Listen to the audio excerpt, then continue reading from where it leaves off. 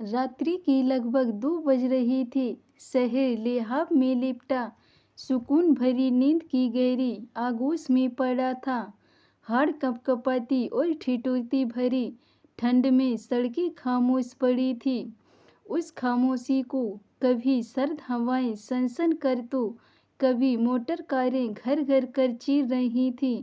उसी सन्नाटे में मैं और मेरी स्कूटी अपनी बेटी को रेलवे स्टेशन से ट्रेन चढ़ाकर वापस आ रही थी।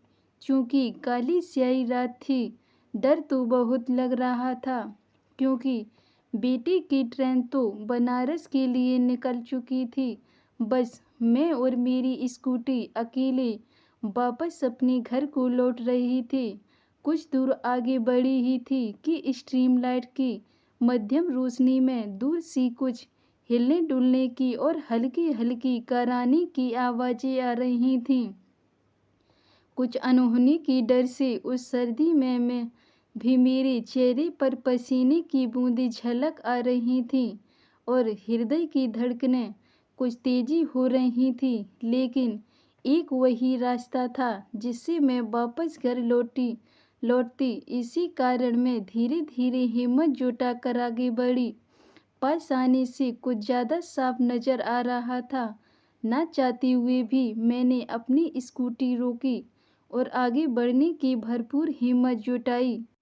पास जाने पर मेरे मुंह से अनायास से ओह निकल आई। मैंने देखा एक विक्षिप्त महिला जिसे ना खुद ही सुध है, ना उसे माँ बनने का बोध है। वो एक किनारे में लेटी प्रसव वेदना से बस करा रही थी और उस महिला का बच्चा एक गाय के बगल में पड़ा हुआ है। मानो वो बच्चा उस गाय को अपनी माँ समझ रहा हो और उस गाय में भी मानो ममत्व जाग उठा हो, जो बच्चे को बिना हानि पहुँचाए उसी गर्माहट प्रदान कर रही थी, जैसे वह उस बच्चे की माँ ही हो। देखकर ऐसा लग रहा था मानो गाय ने अपने आप को ठंड से बचाने के लिए उस चिथड़े के बगल में शरण लिया था, जो उस विक्षिप्त महिला ने सड़क पर से चुन चुन कर जमा किया था, जिसकी वजह से उस बच्ची को मानो गाय से माँ मिल गई थी।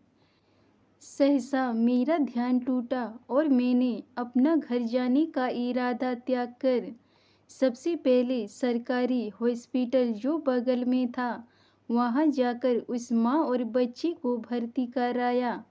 फिर मैं वापस घर आई तो पूरी रास्ते सोचती रही कि उस हृदय विहीन मानव से तो वो ज़्यादा हृदय स्पंदन उस पशु में है जिसने उस बच्ची को ममतामयी शरण दे रखी थी।